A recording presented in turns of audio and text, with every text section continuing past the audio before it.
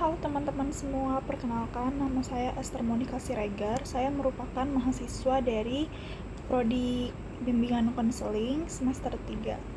Nah, sekarang saya ingin sedikit sharing terkait tentang pendidikan inklusi di Indonesia.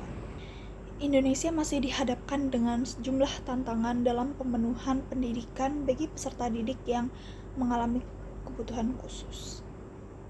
Dan seperti yang kita tahu, peserta didik yang ABK, anak berkebutuhan khusus, itu biasanya sekolahnya dipisahkan dari sekolah reguler yang isinya anak-anak normal, yang biasa disebut dengan SLB, sekolah luar biasa. Sebenarnya semua hal ini memiliki plus dan minusnya masing-masing. Di sekolah reguler tentu plusnya adalah siswa berkebutuhan khusus dapat bersosialisasi dengan dunia yang sama dengan orang yang normal. Namun di sekolah SLB, anak-anak berkebutuhan khusus ini juga bisa mendapatkan fasilitas dan pendidikan atau materi yang sesuai dengan yang ia butuhkan. Namun sistem pendidikan SLB secara tidak langsung telah menciptakan tembok tinggi antara sekolah reguler dan juga sekolah SLB, yang dimana itu menciptakan stigma di masyarakat bahwa SLB isinya hanya orang-orang dengan gangguan, sedangkan reguler adalah sekolah yang bagus karena isinya normal semua. Indonesia telah menghadirkan undang-undang yang mengatur tentang pendidikan inklusi yang berisikan pendidikan khusus merupakan pendidikan untuk peserta didik yang berkelainan fisik, emosional, mental, intelektual, dan atau sosial, atau peserta didik yang memiliki kecerdasan luar biasa yang diselenggarakan secara inklusi, baik pada tingkat dasar maupun menengah. Pernyataan tersebut termuat dalam UUD nomor 20 tahun 2003. Sayangnya, dalam kehidupan sehari-hari, anak SLB ini tetap saja mengalami judge dari lingkungan sekitar, bahkan mengalami penolakan di beberapa sekolah. Sekolah di Indonesia merasa mengalami keberatan dalam penerimaan siswa ABK karena merasa infrastruktur di sekolahnya mereka ini tidak memadai untuk anak berkebutuhan khusus. Lalu kurangnya tenaga pengajar yang dapat menghandle anak berkebutuhan khusus, dan juga sulitnya menekan stigma-stigma sosial yang telah lama disimpan oleh masyarakat. Biasanya, kalau misalnya ada anak berkebutuhan khusus di sekolah reguler, itu stigma yang muncul adalah, saya nggak mau kalau anak saya sekolah di tempat yang ada ABK-nya, saya takut nanti anak saya terganggu. Saya takut nanti siswa ABK-nya mengganggu kenyamanan dan keberlangsungan sekolah. Padahal tidak seperti itu.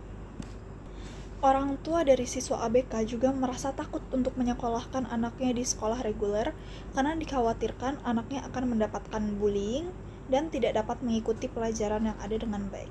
Pendidikan inklusi ini juga berakar dari Pancasila yang mengutamakan tentang pentingnya kesetaraan hak antara setiap manusia.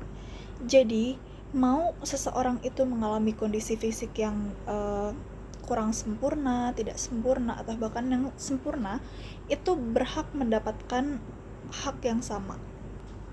For your information, inklusi ini tidak hanya untuk sekolah di Indonesia, melainkan sekolah di seluruh dunia. Inklusi menekankan pentingnya education for all. Falsafah pendidikan bagi inklusi. Yang pertama, pendidikan untuk semua. Yang kedua, penerimaan terhadap perbedaan. Yang ketiga, belajar hidup bersama dan bersosialisasi. Yang keempat, integrasi pada lingkungan. Harapan dengan dimasukkannya siswa ABK ke dalam sekolah reguler yaitu siswa dapat lebih mandiri dalam menjalani kehidupannya, dapat memiliki jiwa sosial yang baik layaknya anak normal, dapat berkomunikasi dengan sesama, dan memiliki critical thinking.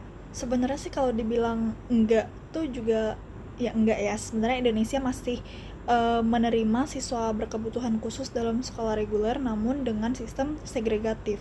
Artinya dalam satu lingkungan sekolah tersebut itu dipisahkan kelas untuk siswa yang normal dan kelas untuk siswa yang berkebutuhan khusus. Jadi walaupun dia masuk ke dalam sekolah reguler tetap ada pemisahan. Ya, plus minusnya adalah siswa ini dapat merasakan sekolah reguler walaupun kondisinya spesial tanda kutip.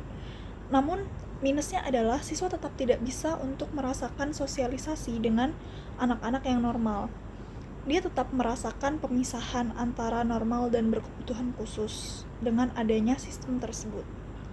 Jadi, sekolah yang baik adalah sekolah yang benar-benar menerima inklusi dengan cara menggabungkan saja keduanya, normal dan ABK.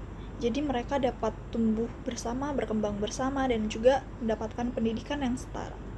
Oh iya, salah satu alasan kenapa inklusi ini sangat digaungkan di Indonesia karena sistem pendidikan inklusi adalah sekolah atau kurikulum yang mengikuti kebutuhan dan kemampuan peserta didiknya. Sedangkan segregatif tadi itu peserta didik yang harus mengikuti kurikulum atau sekolahnya. Jadi kalau peserta didik ABK mengikuti segregatif, itu berarti dengan kemampuan yang seperti itu dia harus menyesuaikan dengan tingginya standarisasi sekolah. Semoga kedepannya pemerintah semakin terbuka akan kenyataan di lapangan bahwa masih banyak sekolah yang menentang. Semoga kedepannya anak-anak dengan kebutuhan khusus dapat lebih diterima di sekolah dan juga di masyarakat, karena mereka berhak mendapatkan hak yang sama. Mari kita wujudkan inklusi. Inklusi bukan ilusi. Bye, thank you.